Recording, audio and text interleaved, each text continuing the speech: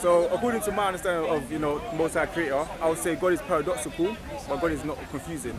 So why I say God is paradoxical is because he seems, contradictory. What's your name, by the way? Sorry. My name is Akila Kadan. Akira Kadan? Akila Kadan. So is that your actual name? Yeah? Is that on the passport? My Ethiopian name. Oh, is it? So you're from Ethiopia? No, it's my baptismal name, innit? Oh, okay. So you're Rasta? Rasta. Orthodox, Rastafarian, okay. Orthodox, yeah. Nice one. So I would say that, God is paradoxical, but he's not contradictory. And you guys believe in the Trinity and stuff? Yeah, all right. We believe in Trinity, yeah. But not all Rastas believe in the Trinity? Yeah, some are different, but that's the next subject, innit? Okay. So obviously we say he's paradoxical because obviously things that he does we can't understand fully, innit? Yeah. So some things he does we'll say is confusing. So agnostic, and I say there's levels to it as well, because agnostic will say to a Muslim or to a Jew, how can God be real? And he created us, and he created Satan, or he created Iblis, or he created Lucifer, knowing that he would turn to Satan. That's a contradiction, because if he's all-knowing, why would he create something that's going to be evil? Secondly, they'll say, if he's all-knowing, why would he create us in the first place, if he doesn't need us? So and obviously we can't logically explain that, but there's more evidence to say that God that creator is real. There's more evidence for us to know that. So even though we can't explain it, we say explanation, the evidence overwhelms our lack of explanation. Okay, so then we know that he's obviously real. And then when it comes now to the Trinity, from the Quranic perspective, first I look into the biblical perspective, but in the Quran perspective it says in Surah 5, I can just get to it, I don't want to go off memory. It's alright, you can tell me the verses and I can help you out. Oh yeah, you went off by heart still. No, hold on. So Surah 5. Yeah. I'll get straight to it. You want verse 70 or verse 72, yeah? No, not that one. Which one? Surah 5 and then... The last part or the beginning part? Yeah, so I want 73, 74 and 116, yeah. Okay. So 73. كيف حالك؟ الحمد لله بخير. Yeah, so 73 says, surely disbelievers are those who said Allah is the third of three. Yeah. But there is no Ilah, so you know I'm going to get to, there is no Ilah, God, none who has the right to be worshipped but one, Ilah. And if they cease not from what they are saying, verily a painful torment will befall on the disbelievers among them.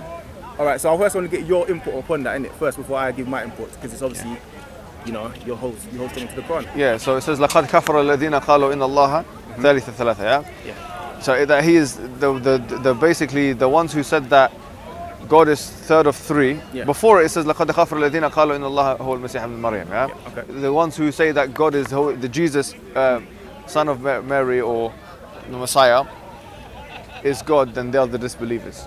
Okay, so in other words, if Christians, after having been exposed to the religion of truth in Islam and Tawheed, or the idea of one God, still insist on the Trinity, this is considered as a kind of disbelief. Okay.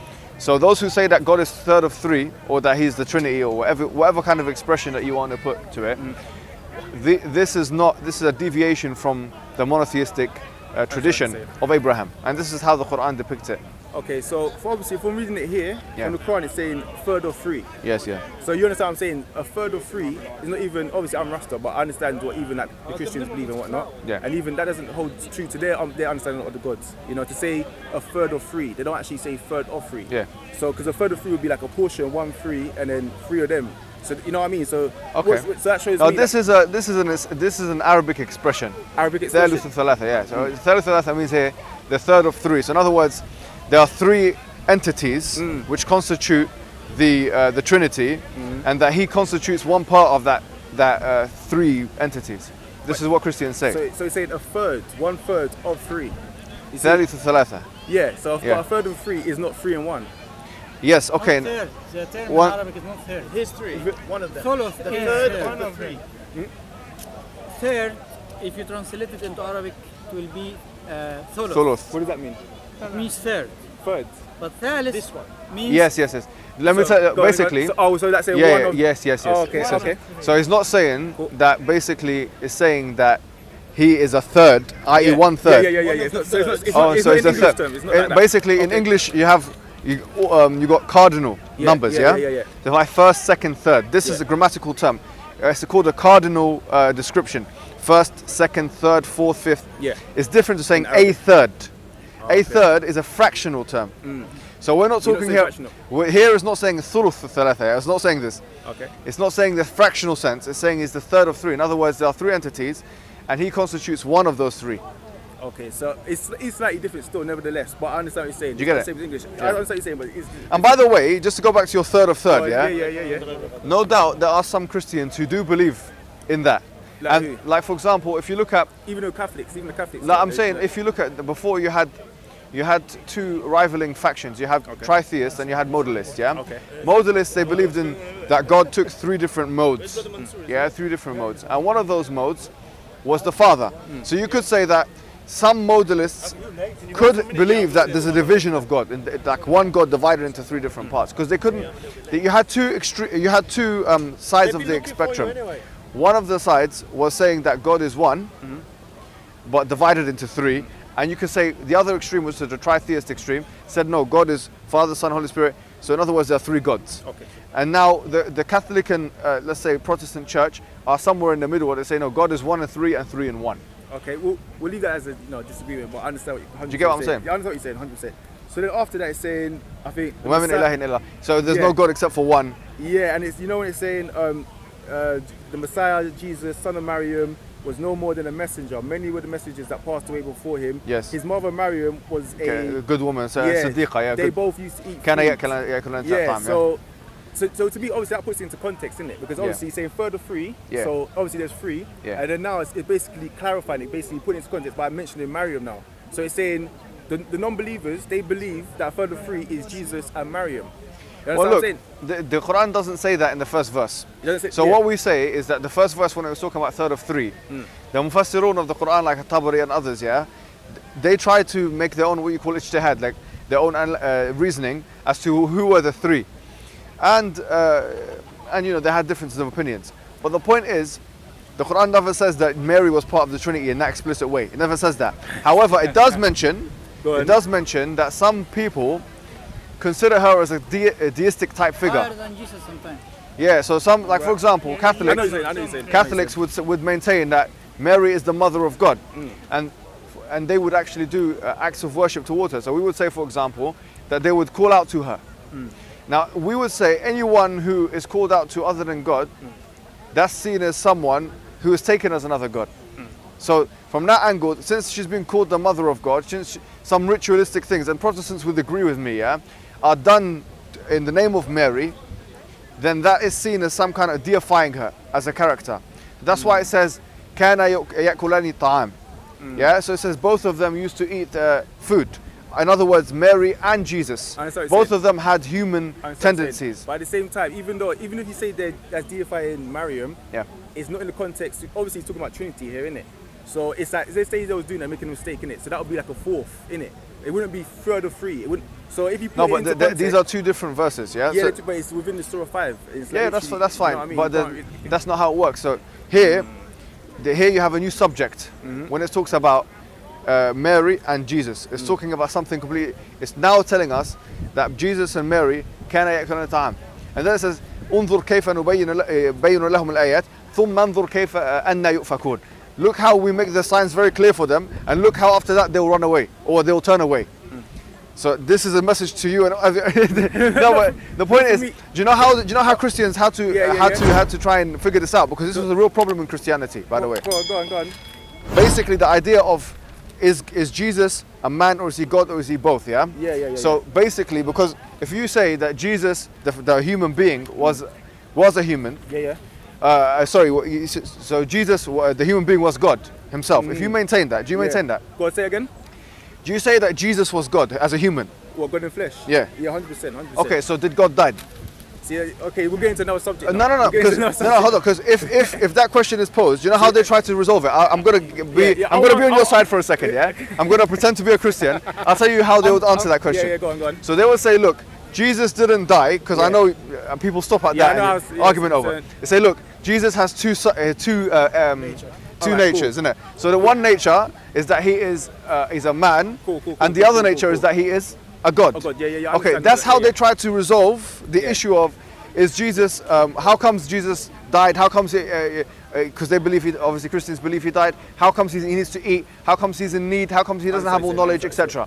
So in 451, there was something called Chalcedon, Chalcedon was a council they did, which they decided that Jesus has two natures, a godly nature and a human nature. All right, cool. Now, to summarize, where is this mentioned in the Bible explicitly that Jesus had two natures, the godly nature and the human nature? I'll get to that. And what evidence is, because the thing is, before 451, no one was saying that. Okay, cool. I'll get to that. Do you get what I mean? I'll get to that. Trust me, brother. Trust me. Okay. All right, cool. So in 116, yeah, it says, I remember when Allah would say on the day of resurrection, Jesus.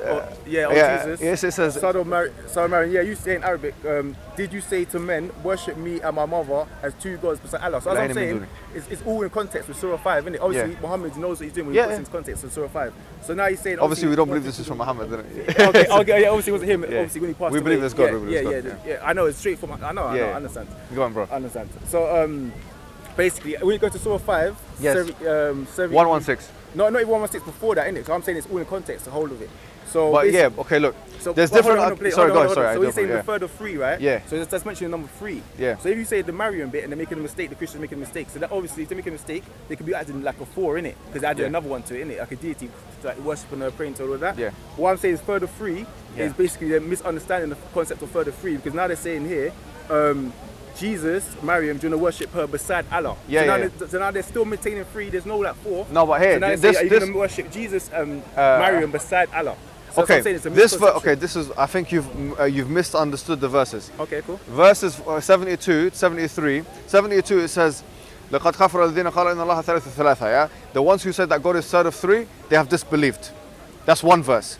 Verse 116, chapter 5, 116. It says, يا عيسى أأنت قلت للناس اتخذوني وأمي إلهين من دونك قال سبحانك. Yeah, he says, so basically, did you tell your, this is another verse now, 116 is saying that, did you say to the people, take me and my mothers as two gods from other than God? Now here the word 2 is used, the word 3 is not used. Yeah, but it's still mentioning 3 deities. No, not in that part. Yeah, but it's not in that part. Hold on. No, here is, because what's your name again? Akila Matata, yeah? Akila Kadan. Oh, sorry, Akila Matata. I can't remember. But anyways, do you get it? Either way, it's still 3 deities, isn't it? Because you got Allah, one deity. Okay. Jesus, false deity. Yes. Maryam, false deity. Still 3. Okay, so I'm with you. You understand what I'm saying? So I understand what you're saying. But I'm saying that, look, 3 is wrong. Listen, I'm saying to you, first and foremost, the Quran, in the first verse that you mentioned, chapter 5, verse 72, Yeah. that was talking about the Trinity. Yeah. ثالث ثلاثة, yeah? In chapter 5, verse 116, it's not talking about the Trinity. How do you know? Because it's not mentioning the Trinity. Yeah, but it's not talking about it, like saying the word third of 3. Okay, it's not mentioning Trinity at all. But it's talking about 3 deities. No, it's not. No, it's not. Is it? إلهين من دون الله. Alright, cool. But are you saying... Two. But are they saying it's a mistake to say... Alright, cool. But are they saying it's a mistake to say, if you worship Jesus, and you worship Maryam, and you worship Allah, you worship Jesus and Maryam beside Allah, that's wrong, innit? Is that not wrong or right? That's wrong. No. That's not what the Quran is saying. That's what you're saying. Right? Okay, cool. So tell me what it's saying then. Okay, the Quran is simply saying, generically, in chapter 5, verse 72, 73, 74, whatever, from that section of the Quran, what it's talking about is the Trinity, Yes. And then it transitions into Jesus and his mum. Okay, cool. Which are two entities, Okay. Now it goes in the chapter 5, verse 116. Okay. It's talking about يا عيسى, O Jesus, أأنت قلت للناس اتخذوني وأمي إلهين من دون الله. Did you tell, O Jesus, the people, take me and my mum as two gods beside God? Now this is a different argument, because now you have to understand, from our perspective, from a Muslim perspective, we see the deification of Jesus Christ. We also see that Jesus' mother was being deified. Of course, I understand what you're saying. I understand what you're saying. Why? Because she's been called the mother of God. Even now in Catholic circles, she is, in Catholicism, they call her the mother of God. Yeah, obviously that's a mistake. Yes. I won't say that's not 100% mistake, but I understand it's a mistake to worship her. You understand what I'm saying? Yeah, okay. But, okay, let's leave it as that. That's obviously, I see you standing from, I see where I'm coming from. But then... If I follow his logic, there is verse that says they have taken the rabbis as gods. Good point. I like this. Thank you very much. Your logic here you have to apply it here as well. Yeah, but I'm saying... No, let me tell you what he said. Let me tell you what he said. All right? What surah is that? That's in chapter number 9 of the Quran. Okay, Where Surah At-Tawbah, Allah subhanahu wa ta'ala, he says, they have taken the rabbis and their priests as gods beside God. Alright, cool. So here the Quran is not just saying. So now are we going to put that? Are we going to try and mix that into the Trinity? Okay, because the way that I come from, Because the way I come from is to understand that basically, obviously, there's a creator in it. We all understand there's a creator. But you know why? Obviously, there's a creator. Yeah. And obviously, when he created everything, it's for a purpose. So even though Muhammad didn't specifically put the 5 in himself, it's there for a reason, innit? So when he's putting the 5 in, it's a context for us to understand. So obviously now sometimes people worship the apostles and stuff like that. That's a whole other situation. When it talks about like Hindus worshiping other things, that's a whole other topic. When we're talking about the rabbis, that's a whole other topic. When I say it's Surah 5, hold on. When I say it's Surah 5, God, Allah, allowed it to be Surah 5 for a reason. Whether it was Muhammad, obviously it wasn't him that wrote it, we understand. But the people that wrote it and compiled it, Allah allowed him to put it Surah 5 for a reason, for us to contextualize it for a reason. Well, by the way, it's mentioned in chapter 4 as well, and chapter 3. Yeah, but I'm saying you have to contextualize chapter and chapter 5. 19. Yeah, what does it say? Well, many things. I mean, what do you want me to say? In chapter 3, it talks about the Trinity. Okay. Or it talks about Christians. I know, not the Trinity specifically. Chapter 4 talks about the Trinity. Yeah. In verse 174, verse 157. In chapter 5, it talks about the Trinity. Okay. In chapter 6, it talks about, in chapter 2, it talks about the deification of Jesus Christ. Yeah. So it's not just in chapter 5. No, it's throughout. It's throughout. I understand what you're saying. But what I'm saying, we need to mention the rabbis and that's a separate situation. When it mentions... With the Torah. Okay.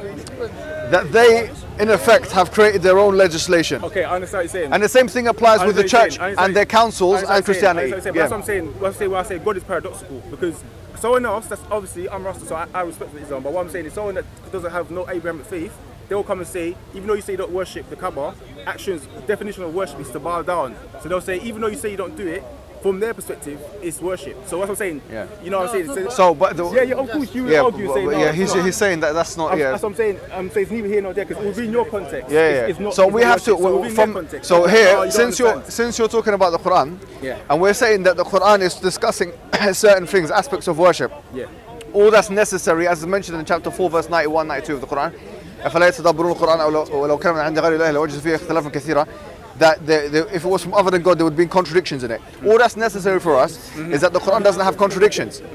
So our definition of worship is a independent definition of worship. We understand that other religions might not believe in the same thing, but from that angle, we don't really necessarily care. We're saying that all the Quran has to be is consistent and not contradictory. And here, what the Quranic challenge, is try and find a contradiction in the Quran. Okay, cool. So I understand what you're saying. From what I'm saying, there is a bit of contradiction, but from your perspective, it's not. That's only because, to be fair to you, you haven't looked at the verses in the way that I've told you to. Things in it. But can you see? Look, all the things that you've put to me have been answered. Okay. Now. They have. Now you might not be satisfied or not want to be satisfied with the answer. It's not that I don't want to be satisfied. It's not that. It's not that at all. Trust me. But that's how it is. It's been answered. It's not that at all. It's just that basically I've studied, innit? I've studied long and hard. Okay. And me, obviously, I'm a person. I don't fall into people's paradigms. I just look at things from objective perspective. So I'm seeing like what people could see as contradictions in every religion. Understand? But once you get into it, then you say no, it's not contradiction. Which is fair enough. That's not a problem. But okay, well, I'm getting to in the scriptures actually. Do you want to hold this? I don't know if the Quran is not meant to go on the floor and stuff like that. But all right. So the one you got is not a Quran because it's in English. It's not the. It's not the Quran. All right, cool. No problem. All right then. So where is it now? So in Galatians, obviously, so you recognize. I remember there was one guy called one guy called Brother Shamsi, and he was Brother Shamsi was saying basically they recognize that Muhammad is the prophet through Isaiah and stuff like that, through Isaiah 42, that sort of thing. That's okay. But so basically in Galatians 4, and he's saying that basically Islam is prophesied, isn't it? So I'll agree that Islam is prophesied, and I think you're aware of Galatians 4 when it says, all right, cool. Now I say that here, as long as he is a child, different than a servant, but is under tutors, government under time, appointed. So I basically want to get to children. Okay, so we were children, were under bondage, and the elements of the world. But when the fullness of the time was come, God sent forth his son, made of a woman, made under the law, to redeem that was under the law, that we might receive the adoptions of sons. And because you are sons of God, I want to get to the bit where it's talking about Hagar. If you know what I talk about, we don't need to go over it by reading. Do you know what it talks about when it talks about the bondwoman? No, you have to get it. Okay, cool. Let me get it. Have you got? You've got internet on there. I'll quickly get on internet. Yeah, let me use that quickly, please. Where is then the blessing? So Anyways. No, hold on. I found it. Okay, go. Finally, come back next week. Literally find it. All right, cool. Look. Listen. All right, so for it is written that Abraham had 2 sons, innit? So this is what we're getting to now. Abraham had 2 sons. Okay. All right, cool. The one by a bondwoman and the other one by a free woman. Yeah. But he who was of the free woman or the bondwoman was born of the flesh. So when they say flesh, they mean like carnal, natural. So when you're giving your analogies, you see like the tree and stuff, it's prophesied that you'll be given those analogies, the natural analogies. So it says of the flesh, but he is of the free woman was of the promise. Which things are an allegory? Allegory means that basically, obviously you're now living, but say now you do whatever, people will reflect upon what you represent. That's an allegory. You know what I'm saying? Okay. All right, cool. So allegory with 2 covenants. The one for Mount Sinai was generative to bondage, which is Agar. Just like Hagar, like that. And then for this Agar is Mount Sinai in Arabia and answer to Jerusalem. So when it says answer, it means that it corresponded, similar. When it says Arabia will be similar to Jerusalem, it means that when there was a time, obviously, when everyone looked to Jerusalem, but then after they looked to Arabia, innit, to Mecca. So it's prophesied that there will be certain people that will do that. Say that part again, go on. For this Agar is Mount Sinai in Arabia. Yeah? Mount Sinai? Yeah, but then it says in Arabia. You understand what I'm saying? So in Arabia, an answer is to Jerusalem, which now is in bondage with her children. Okay. So don't get too caught up with the Sinai.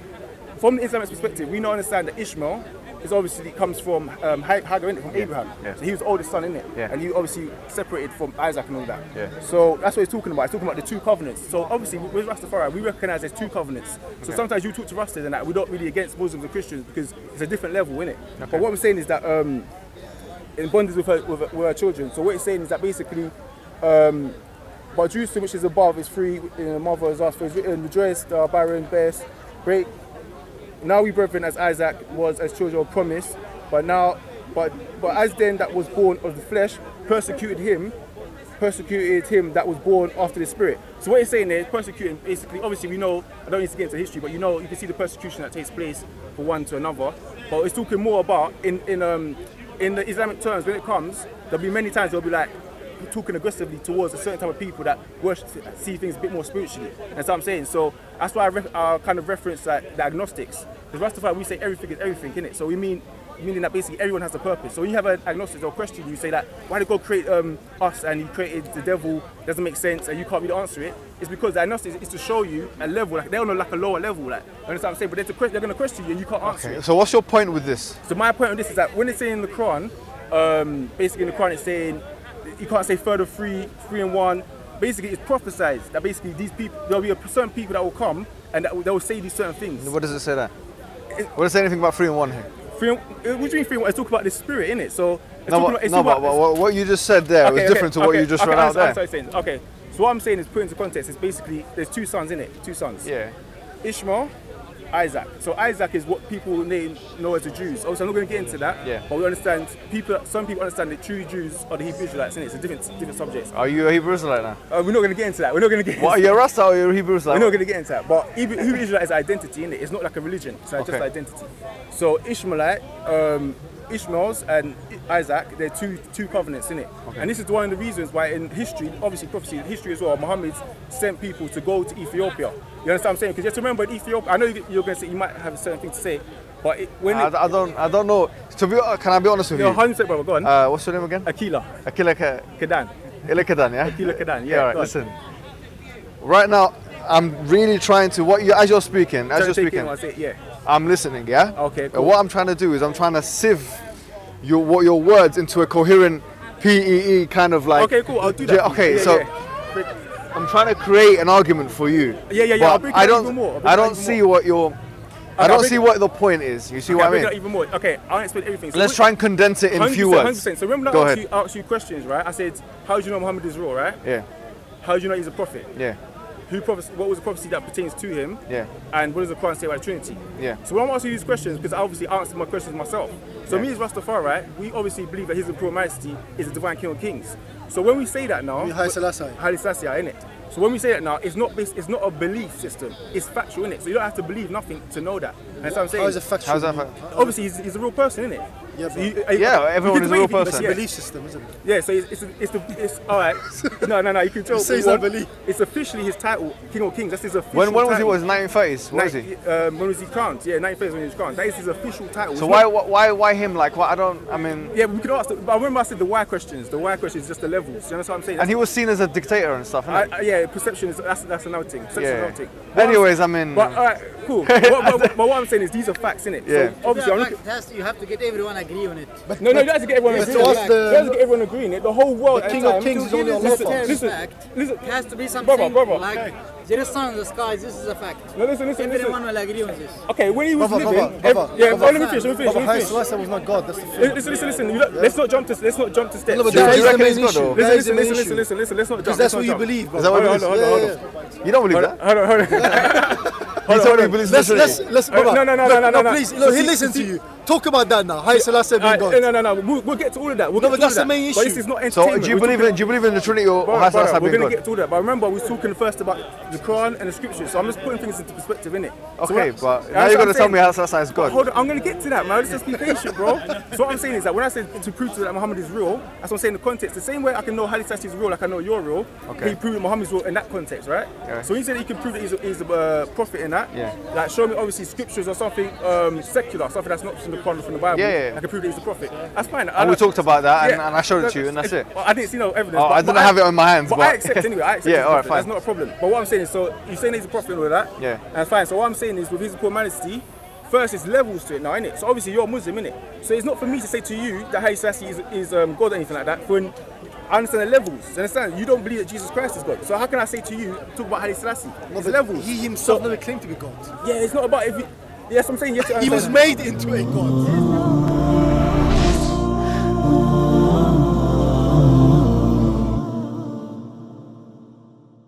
I am so grateful to Allah for having guided me to Islam. Sadly, I am the only Muslim in my family.